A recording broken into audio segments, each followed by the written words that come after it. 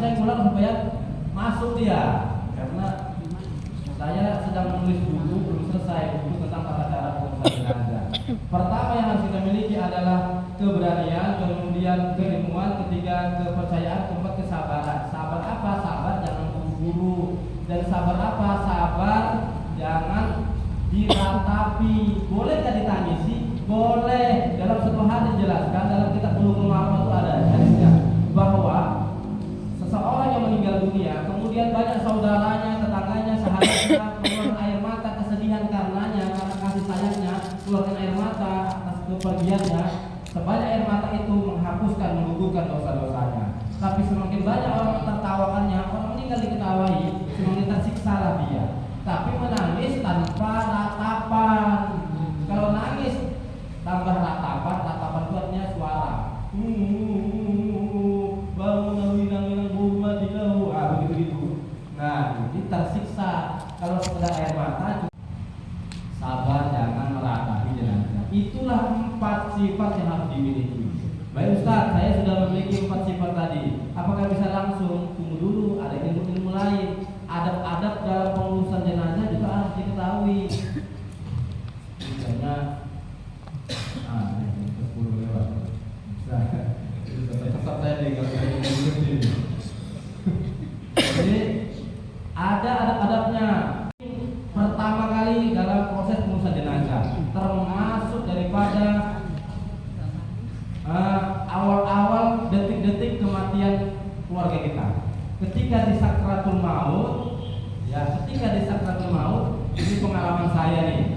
Saya pernah dibangun di jam 3 malam. Assalamualaikum, Assalamualaikum. Salah, bangun. Ada apa, Bang? Minta tolong Pak Ustaz. Bapak kan Pak Ustaz, udah sakratul maut, nggak mati-mati Pak Ustaz. Tolong Pak Ustaz, bacain lagi cepet mati. Anak sekarang, cepet mati bapaknya. Maksudnya dia jadi perempuan, dia tuh perempuan. Iya. Nah, kemudian di apa namanya itu ya? Dimasukkanlah zat-zat apa supaya berbesar seperti perempuan. Bagaimana? Apa kita dalamnya kita buka atau koyak kita bikin? Ada dibuka ya. Hanya saja kalau Ya, orang dibuka. dunia dengan Dikeluarkan. seperti perempuan yang mandikan perempuan. Hanya saja itu tugasnya. Tapi yang sudah dalam bukan tugas kita, urusan dia dan sama orang. Tugas kita apa bagi saya. Baik, ini supaya waktu kita tidak termakan sesi, kita mau praktekkan. Tangan kanan kita tugasnya berangkat dari kepala sampai pinggang. Tangan kiri kita tugasnya dari pinggang sampai kaki. Laki-laki maupun perempuan tetap posisinya sama. Tugas tangan kanan sampai pinggang. Tugas tangan kiri dari sampai kaki. Ya, gimana? Satu aja. Kalau tidak ada satu kok. Harus Kita akan sini dulu, Bang. Baik. Kemudian kita akan membuatkan dulu jenazah perempuan yang ditutup dari dadanya, dari lehernya sampai mata kakinya. Kalau perempuan, kalau laki-laki ditutup dari pinggangnya sampai lututnya. Laki-laki. Nah, air mutlak posisinya di kanan kita. Air suci mensucikan. Pastikan nanti ketika kita menyiram itu gayungnya ukurannya 1 jengkal dari tubuhnya. Mohon maaf, begini 1 jengkal nih. Jangan pula tinggi-tinggi. Boleh 1 jengkal. Dan ini kita sudah anggap Pak Unsur ini udah nggak pakai apa-apa lagi nih. Nggak mungkin terlanjang gitu ya. Nomor 3 tidak pakai apa-apa lagi. Sudah. Tapi gambar Pak Unsur memang. Jadi siraman pertama dengan air mutlak, tetapi rukun memandikan itu pertama niat, kemudian meratakan. Jadi kita pasang niat. Boleh dilapaskan kalau itu salih hadzal mayit fardu kifayatin lillahi ta'ala. Lagi kalau perempuan kalau itu salih hadzal mayitati fardu kifayatin lillahi ta'ala. Perempuan. Kalau anak perempuan, jadi anak perempuan kecil, kalau itu salih hadzal mayitati tiflah fardu kifayatin lillahi ta'ala. Anak kecil lagi kalau itu salih hadzal mayit tifli fardu kifayatin lillahi ta'ala. Niatnya. Kemudian ambil air mutlak, siram ke kepala, ketika melewati wajahnya, adabnya ditahan dengan tangan kiri, adabnya. Boleh begini, boleh begini. Kenapa tidak langsung Ustaz? Karena boleh jadi jenazah itu mulutnya ternama.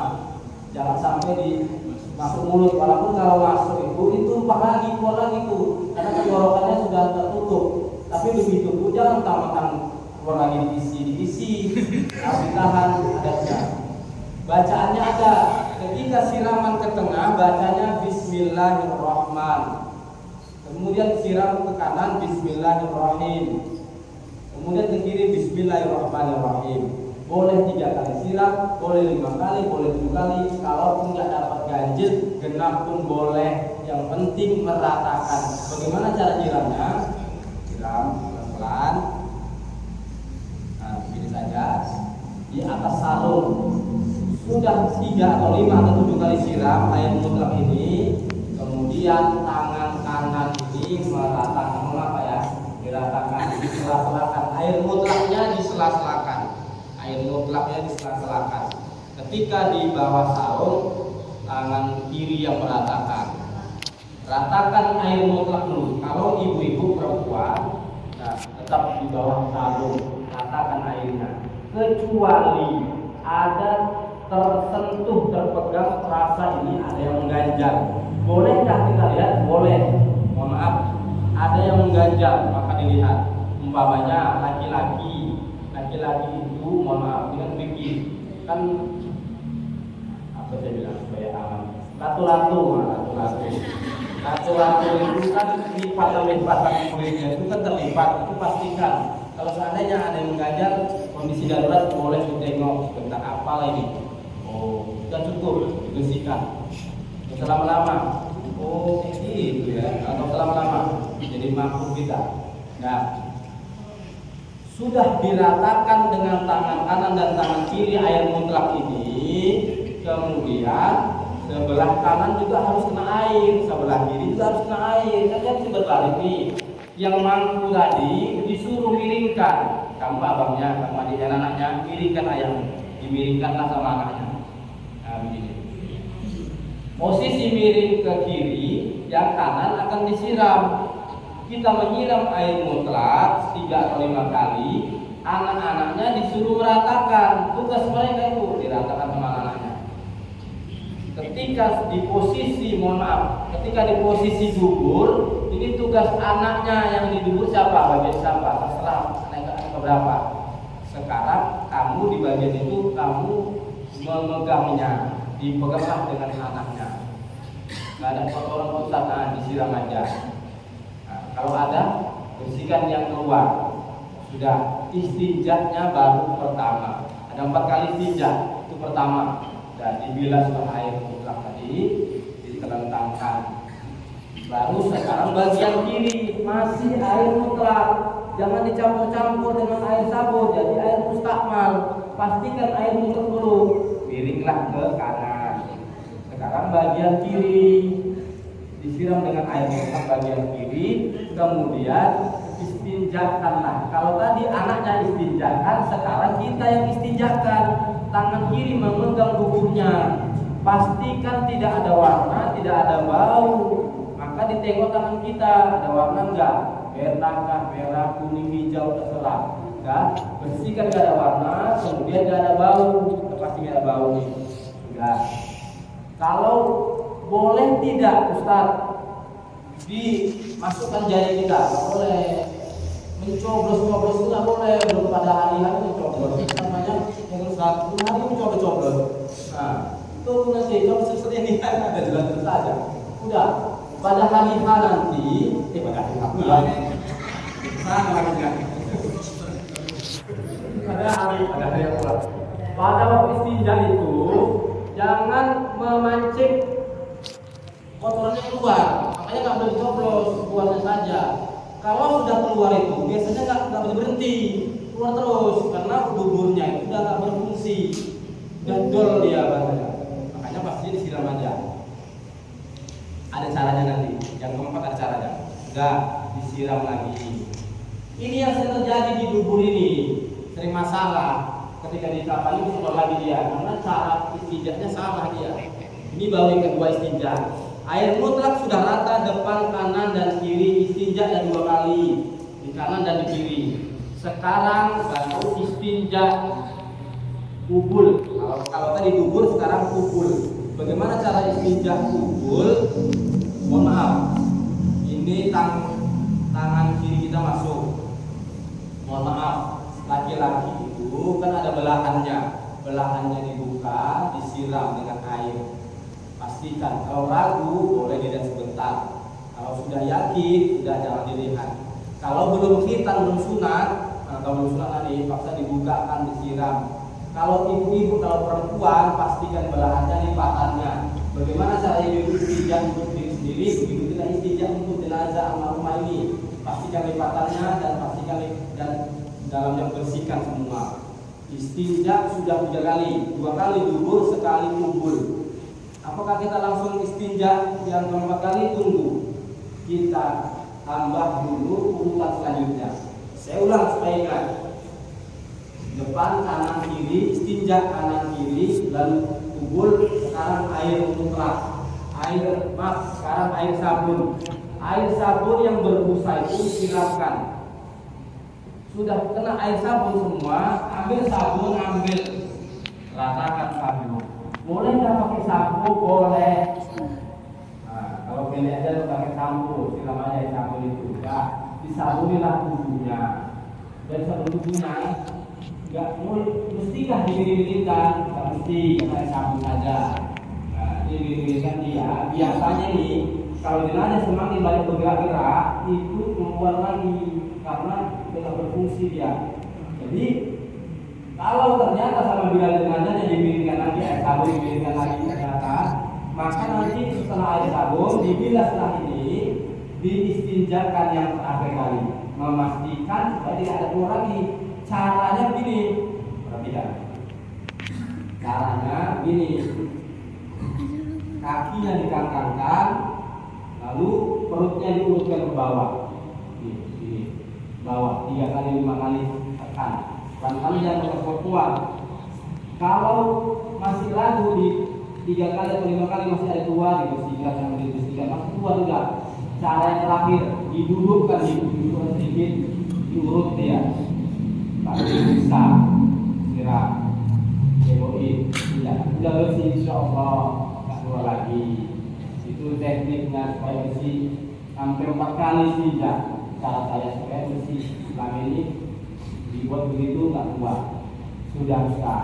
Saya ulang, air mutlak, air sabun sudah, baru kemudian gunakanlah pembersih ketempat tadi.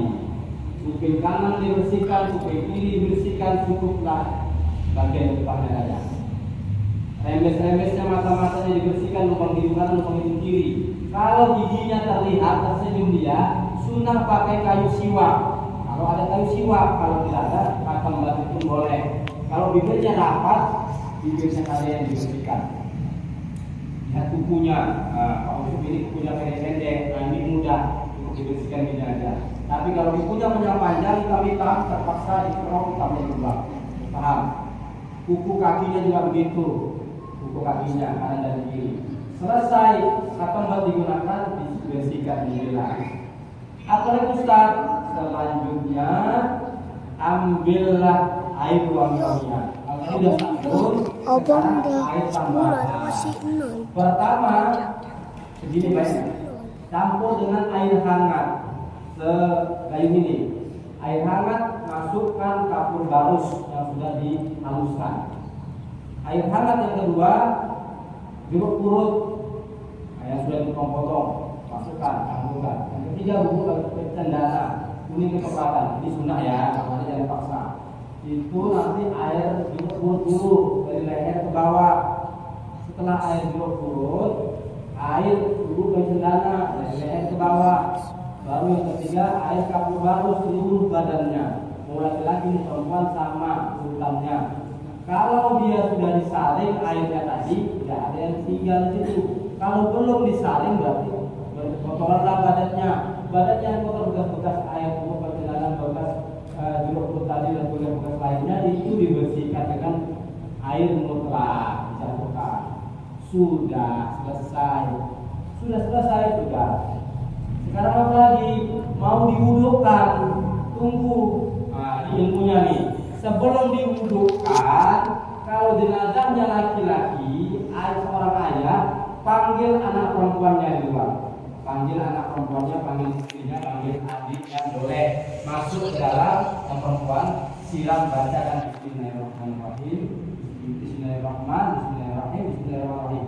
3 kali siram, keluar yang perempuan. Pahalanya sama seperti yang laki-laki yang mampu lagi. Pahalanya sama. Kalau jenazahnya seorang ibu, panggil anak laki-laki. Maksudnya kalau kalian sudah ayah, masih ada ibu dari ibu. Pahalanya sama. Ini sering nggak dibuat. Anaknya mau berbakti nggak dapat kesempatan. Panggil dulu anaknya. Kalau dia nggak panggil dia, ibu nggak mau, nggak siap. Jadi keluar lah dia. Belum diwudukan, panggil dulu. Udah keluar anak-anaknya. Udah keluar anak-anaknya. Sekarang baru diwudukan. Bagaimana cara mewudukan jenazah? Kita pasang niat. Waktu alihadzal mayit faqdimain berkala. Kali bahasa Arab, bahasa Indonesia. Sengaja aku mewudukan jenazah ini mabdi payah kata Allah. Berapa orang? Kalau kita sendirian, tangan kiri yang ambil, tangan kanan meratakan. Kalau lebih mudahnya, 2 orang, 1 orang yang mengambil bisa meratakan. Coba sini bang, yang ikuti kamu. Bentar aja, saya minta tolong. Ini berdirilah. Nah, sini. Pegang ini. Nah, ini contoh ini namanya Bilal kedua, umpamanya bantu. Ambil air. Ambil. Nah, dari tangan Ustaz. Siram ke atas. Nah, 3 kali. Terus siap lagi. 3 kali siram rata. Sudah wajah, sekarang tangan. Siram. Nah, siram. Itu tangan itu tangan Ustaz. Nah, 3 kali. Ambil lagi sekarang ini. Lihat kan siram lagi. Nah, siram sini 3 kali.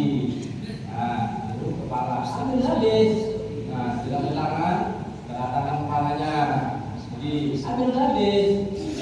Nah, kanan berdiri. Sinennya. Nah, sini ya. Siram sini. Nah, berapa kali? 3 kali. Kira-kira. Nah, siram sini berapa kali? 3 kali. Nah, paham kan? Nah, diwudukan tanpa sumur-sumur tanpa itulah mewudukan. Selesai diwudukan, apa lagi tugasnya? Ambillah handuk yang bersih.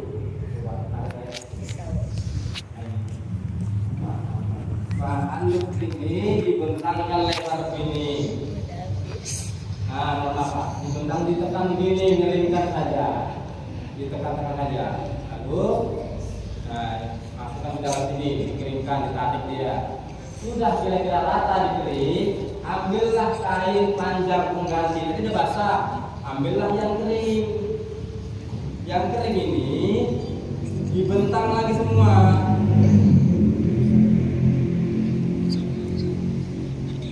Nah, lalu yang basah ini ditarik ke bawah karena sudah basah, nggak bisa. Caranya begini supaya tidak terbuka awalnya. Ini sudah basah, nggak bisa dipakai, digeser. Nah, tapi ada tapinya. Jangan lupa pastikan sebelum dimandikan kain kafan sudah dibentang. Jangan udah siap dimandikan kain kafan belum dibeli, mau dibungkus pakai apa? Tidak, orang mungkin itu penonton.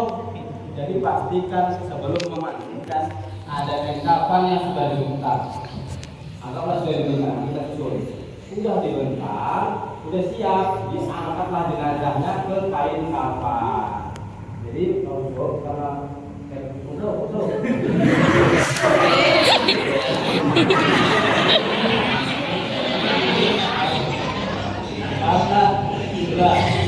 kita menunjukkan, jadi harus dulu waktu.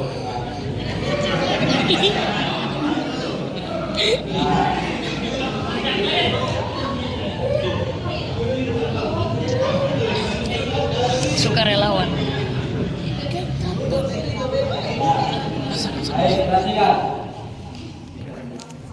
Sekarang kita akan saya akan jelaskan tata cara menyusun kain kafan. Kalau kita beli kain kafan yang belum dipotong-potong, kampung-kampung nggak ada tukang potong. Kalau di Medan ada jual kapal itu jual tukang potong. Kalau di kampung-kampung yang nggak ada jual kapal itu masih panjang 15 meter. Untuk ukuran kita dewasa ini 15 meter, itulah yang dipotong-potong dari babi. Apa dulu tahap pertama, susunlah tikarnya. Kalau di kampung itu tikar jerami atau tikar pandan namanya, atau diganti dengan terpal boleh. Setelah itu buatkanlah tali dari ujung kain kapal itu 5 helai. Yang pertama untuk kepalanya 1 meter. Yang kedua untuk dadanya 1,5 meter, disusun begini. 1,5 meter. Kemudian yang kedua ini 1 meter untuk kakinya nih. Ini yang ketiga ini untuk pinggangnya. Ini yang keempat ini untuk lututnya. Jadi kepala, dada, pinggang, lutut, kaki. Kemudian 5. Laki-laki perempuan sama 5. Sekarang lapisan pertama, dipotonglah kainnya. Lapisan pertama panjangnya 2,5 meter. Ini sudah saya gunting, sudah saya potong 2,5 meter. Lapisan pertama posisinya di kanan, tempat. Posisinya di kanan, begini nyusunnya. Nah, 1. Sekarang lapisan kedua posisinya di kiri. Pak, belajar Pak. Posisinya di kiri, ini. Gini. Ya. Nah, kurang lebih jangan perhatian. 2,5 meter, 2,5 meter. Lapisan pertama, lapisan kedua.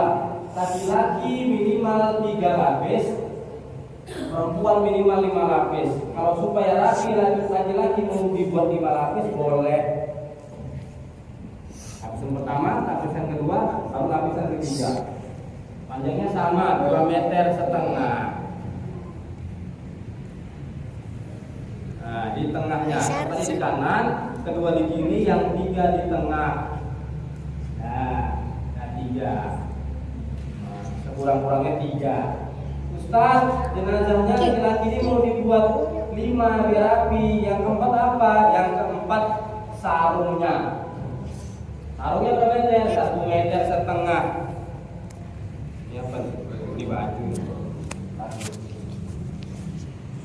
Ini dibuatkan 1,5 meter, jadi sarungnya ini buat. Laki-laki. Kalau perempuan ya pakai sarung sebenarnya. Perempuan itu nanti langsung baju kurungnya. Jadi laki-laki dulu saya jelaskan cara menyusun kain kapal laki-laki. Nah, baik. Laki-laki saat ini baru 4. Yang kelima apa? Yang kelima bajunya. Dan tadi bajunya. Bajunya 2 meter aja. 2 meter dilipat 2. Kemudian lipatannya ini diletakkan di sini. Lalu lipatannya itu diukur jengkalannya, sejengkal untuk pocongnya, sejengkal untuk wajahnya. Di sini. Ini nggak ada koyak nih tadinya. Digunting huruf T, Jangan ikut bawahnya, atasnya aja. Dah. Ini laki-laki. 1, 2, 3, 4, 5. Udah boleh. Dalam satu hadis dijelaskan Rasulullah itu digafarkan tanpa serban. Kalau di masyarakat dibuat serban itu 2 kemungkinan. Pertama, karena memang serbannya itu biasa dipakai hari-hari sholatnya, serban putih, dan dia dibolehkan serban itu dipakai lagi untuk jadi saksi syahadat. Kedua, serban itu dipakai kalau memang wasiat dia, nanti yang meninggal serban itu dipakaikan ya, wasiat. Jadi orang sekarang nggak pernah pakai serban, meninggal diserbani. Atau orang waktu hidup pakai serban dia, dapat pahala sunnah, meninggal diserbani, balik-balik sudah. Jadi Nabi Muhammad dikabarkan tanpa serban. Kemudian sahabat wafat, sahabat lain mengkabarkan dengan serban, maka boleh karena wasiat atau karena memang pakai sehari-hari. Kapan warna putih? Serban itu nanti ke warna putih. Peci pun peci warna putih. Peci putih lebih bapak-bapak ini nggak bisa peci hitam, nggak bisa. Soekarno bisa. Jadi bisa. Putih dia. Jadi, nah itu Ini susunan untuk laki-laki. Sekarang bagaimana cara untuk menyusun perempuan? Tunggu dulu, kita selesaikan dulu lagi ya. Di atasnya ini dibuka dulu, ini dibuka dulu ini. Nah, di atasnya ini dikasihlah kapas, di kapas ini. Kapas Bapak Ibu, untuk kita yang dewasa ini ukurannya sebanyak 3 gulung kapas, 3 gulung kapas. Nah, itu disusunlah, dibuka kapasnya, susun sampai bawah di kaki. Nah, susun kapas sampai kaki. Nah, kemudian baru di atas kapas itu ditaburkan wangi-wangian. Taburkan wangi-wangian. Apakah minyak wangi, apakah bubuk cendana, boleh. Setelah kapas dibentangkan, baru jenazahnya bisa diletakkan. Sudah siap mandi tadi kan? Kapalnya udah disusun. Lalu jenazah pun diangkatlah dari pemandian tadi. Baik, Pak Ustaz, panggil lagi tadi. Kepalanya.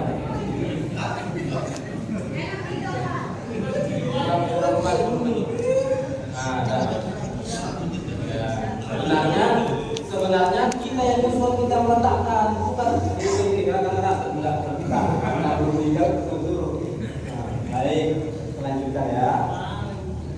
Di bawah tadi kan ada kapas, di atasnya kapas lagi. Di kapasnya ini. Tidak saya bentangkan karena nanti badan mau kotor dengan kapas. Tapi kurang lebih begitulah, susunannya dibentang begini. Nah, kapas semua, kapas semua. Tapi nyusun kapasnya di bawah sarung, karena nanti terbuka auratnya. Sudah dikapasi, anggap sudah dikapas. Pertama kali yang ditutup kalau laki-laki adalah sarungnya, kalau laki-laki itu Pak ya. Yang kiri ke kanan, yang kanan ke kiri. Setelah itu, kalau laki-laki, kalau dia ada sorbannya, kalau ada pecinya pakaikan dulu, tapi sisirin rambutnya. Sisir rambutnya, pakai peci, pakai serban kalau ada. Kalau tidak ada, langsung bajunya. Udah Bapak masa jam berapa?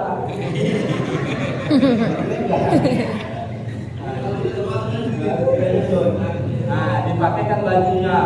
Setelah bajunya, yang digulung nanti pertama itu dadanya seperti ini. Caranya, biar paham. Ya, kan itu tadi tapi kita ini. Tunggu Pak ya. Ini kan dada. Jadi posisi dada ini. Nah, ini kemari. Nah, ini kemari. Jumpa di sini. Nah, saya bisa Bapak nampak ini. Nah, yang dada jumpa ini laki-laki untuk perempuan. Gulungannya ke kanan. Gulungannya ke kanan. Nah, talinya mana dada? Tarik talinya ke kiri. Tarik ke kiri. Lalu diikat di sebelah kiri, disimpulkan apa? Nah, siapa? Ikat di sebelah kiri, ikatnya jangan ikat mati, ikat simpul saja. Kenapa kok sebelah kiri? Karena nanti simpulan dia dihitung ke kanan, ikat. Sudah, kemudian gulungannya turun ke pinggang, Nah, ini dulu ya. Nih, kita apa? Nah, kita ini. Ya Pak, satu. Gulungannya ke pinggang. Pinggangnya ke kiri. Dan pelan-pelan biar paham maksudnya. Ini ke kiri. Sudah yang kiri, gulungannya pelan-pelan turun sampai lututnya. Ini cara seperti ini supaya rapi. Nah, supaya rapi. Kalaupun ikut cara lain, Pak, lipat aja pun boleh, terus rapi ya.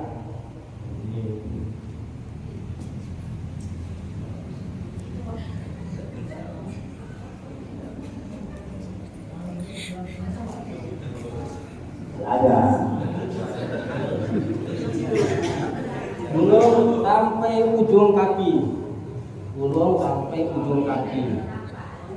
Ini Pak. Nah, orang gulung. Terus yang kita ikat mati simpel dulu. Nah, ada Pak. Nah.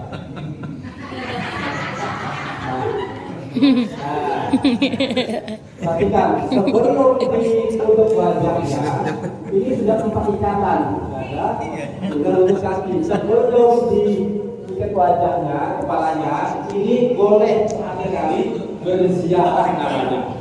Dipanggillah istri Yusuf, dipanggillah anak-anaknya semuanya. John, John, John, sana. Nah, semuanya sudah berziarah. Siapakah yang berziarah? Keluarganya. Ziarah itu apa, Ustaz? Ziarah itu adalah, perhatikan, kan? Ziarah itu adalah melihat terakhir kali dengan doa. Nah, seperti waktu ini doain. Boleh yang dicium, boleh, tapi kepalanya, tangannya, kakinya, bukan ada disuruh cium wajah. Yang ada cium kepala, tangan, kaki. Makanya orang berdua harus air mata. Dilarang nggak bisa, tapi nangis saja. Tapi itu dibilang air mata. Maksud air mata itu jangan meratap itunya. Nah, Ustaz, saya boleh yang ciumnya? Itu siapa? Saya mantan pacarnya. Bisa. Tengok sana ibu. Nah, itu sudah semua udah. Kalau udah semua, ambil kapas lagi, tutup wajahnya. Setelah tutup wajahnya, baru ditutup, tutup semuanya ini. Nah,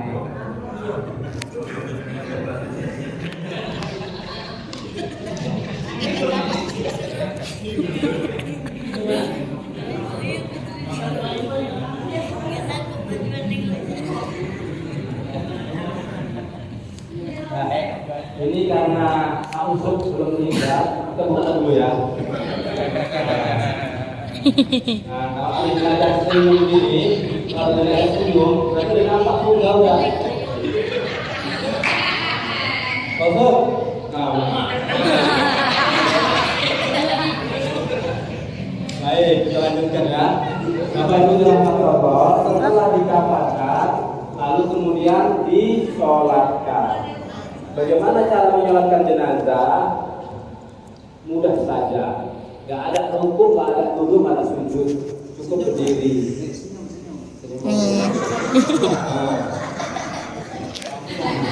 Cekrek. Baik, dengarkan.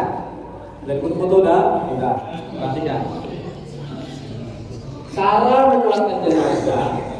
Pertama, menyolatkan jenazah itu sekurang-kurangnya 40 orang berjamaah.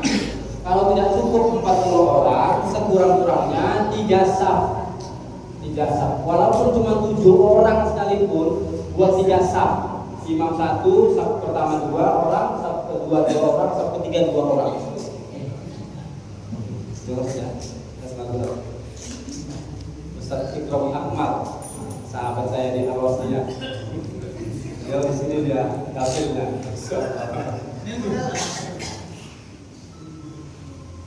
Baik. Nah, setelah ya. Mana? Safnya tadi minimal 3 saf. Kalau nggak dapat 40, kalau dapat 40 nggak aman berapapun safnya. Baik. Siapakah imamnya? Anaknya lebih baik, lebih afdol. Karena imam, karena anaknya diserahkan kepada bila jenazah. Silakan Ustaz. Posisi jenazah bagaimana? Posisi jenazah. Ada 2 pendapat ulama. Pendapat pertama, kalau kepalanya, maaf, laki-laki maupun perempuan, kepalanya di kanan. Pendapat pertama ulama kita. Pendapat kedua, kalau laki-laki kepalanya di kiri, perempuan kepala di kanan. Pendapat itu kok begitu Ustaz? Maksudnya agar nilai jenazah ini dapat berjamaah, yaitu berjamaah. Kalau perempuan kepala di kanan berarti dia seperti berdiri di kiri imam. Kalau dia laki kepalanya di kiri, dia seperti dia berdiri di kanan imam. Dia pahala berjamaah. Ustaz, kami selama ini jenazahnya selalu di kanan, ada yang perempuan, boleh. Nah, jangan gara-gara kepala mereka ini berebutan jadi berantem. Nah, makanya boleh. Kalau mau ngambil afdol seperti tadi dibuat apa dengan berjamaah. Kalau tidak nggak apa-apa. Baik, sekarang kita sholatkan. Laki-laki niatnya usoli ala adal maid arba'ah takbiratun fardhu kifayatin imaman atau makmuman. Kalau dia perempuan sholli ala hadzil maitati arba'at suratan fardu kifayatin imaman atau makmuman. Kalau anak laki-laki sholli ala hadzal maiti tifli litiflah. Niat aja dulu. Sekarang takbir. Posisi kita dulu, posisi kita. Imam posisinya kalau mayatnya perempuan di perut jenazah, di perut jenazah. Kalau perempuan, kalau dia laki-laki, imam posisi di kepala. 4 takbir, 1 salam. Sholli ala hadzal mait. Arba'at berarti para gibat imaman. Allahu akbar. Baca surat Al-Fatihah sampai waladhdallin. Enggak usah sama-sama. Amin, enggak usah. Bukan tarawih, bukan. Masing-masing. Takbir kedua, Allahu akbar. Baca sholawat Allahumma sholli ala sayyidina Muhammad sampai fil alamin innaka Hamidum Majid. Takbir yang ketiga, Allahu akbar. Baca doa pertama. Ini rukun. Sekurang-kurangnya Allahumma ighfir lahu warhamhu wa'afihi wa'fu. Kalau panjang lagi sampai selesai boleh. Kalau perempuan Allahumma ighfir laha warhamha wa'afiha wa'anha. Ini rukun. Takbir keempat, Allahu akbar. Bacaan doanya sunnah, tapi lebih bagus dibaca. Allahumma la tahrimna ajrahu wa la tahrimna ba'dahu waghfir lana wa lahu. Kalau perempuan, Allahumma la tahrimna ajraha wa la tahrimna ba'daha waghfir lana wa laha. Udah salam. Assalamualaikum warahmatullahi wabarakatuh. Assalamualaikum warahmatullahi wabarakatuh. Selesai. Boleh enggak disaksikan? Bisa disaksikan. Kaifa tashhaduna bi hadzal mait? Khair. Khair. Bagaimana jenazah ini baik? Khair. Bagaimana jenazah ini baik? Khair. Kaifa tashhaduna bi hadzal mait? Khair. Enggak usah jahat tuh Ustaz. Udah diam aja. Alhamdulillah. Cukup kita lah. Bisa khair. Udah selesai. Diambil kerendahnya di sebelah letakan, diangkat mayatnya di atas kerenda, diikatkan ke bawah dia jenazahnya supaya tidak terlepas. Pakai kain panjang tadi diikatkan badannya dengan kerenda, ditutuplah atasnya dengan kerenda itu. Sunnah dipikul, digotong sunnah. Kalau kira-kira cuma 100 meter aja dari rumah ke kuburan, pikul aja. Berapa meter? 200 meter pun nggak pada jauh itu, pikul aja.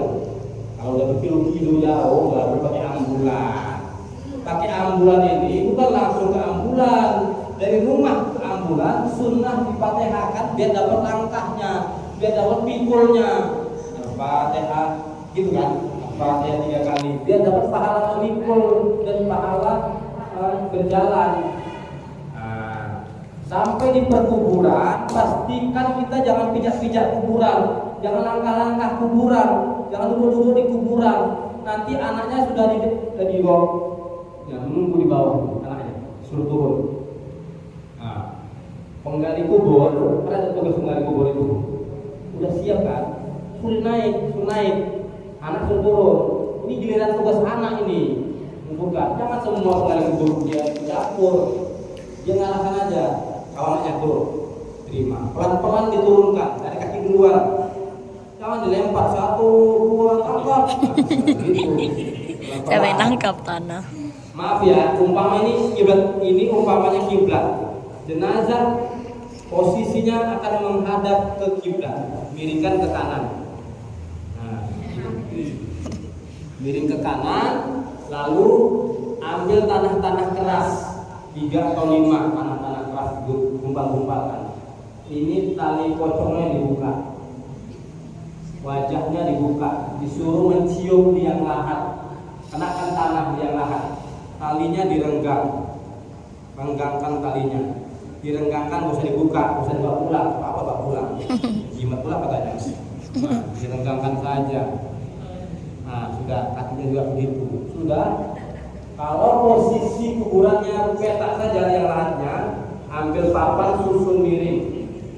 Kalau liang lahatnya di tengah-tengah digali lagi, jenazahnya masuk ke liang lahat, kepalanya di papan, sampingnya tapi di atasnya papan. Kalau liang lahatnya, dinding lahat itu dikikis lagi, maka papannya miring lurus. Nah, dia macam bentuk liang lahat. Baru turunkan tanahnya, buat gundukan. Kasih namanya, siapa namanya? Yusuf bin siapa, kapan lahir, kapan meninggal, umpamanya. Di batas kakinya. Nah, setelah itu ditalkinkan, didoakan. dizikirkan. Nah, selebihnya sunnah aja itu. Umpamanya misalnya mau tahlil itu lagi tahlil, nah sunnah aja itu. Yang rukun-rukunnya doa dan talqin, ma'ruf buka mana biuka. Sudah selesailah dikuburkan. Selesai, sudah tugasnya pun selesai. 5 rukun fardu kifayah selesai. Jadi inilah mungkin kajian kita, pelatihan kita yang sudah dimodelkan oleh Pak Usbo. Kita terima kasih banyak kepada beliau, semoga sehat selalu. Amin. Amin ya rabbal alamin. Sehat selalu, panjang umur, banyak rezekinya. Mudah-mudahan Allah Subhanahu wa taala berikan ilmu pada kita. Sudah. Makasih Pak Usbo. Baik, masih ada waktu kita untuk tanya jawab. Kalau ada yang mau ditanya-tanya, saya ada kesempatan kita. Saya kembalikan ke panitia.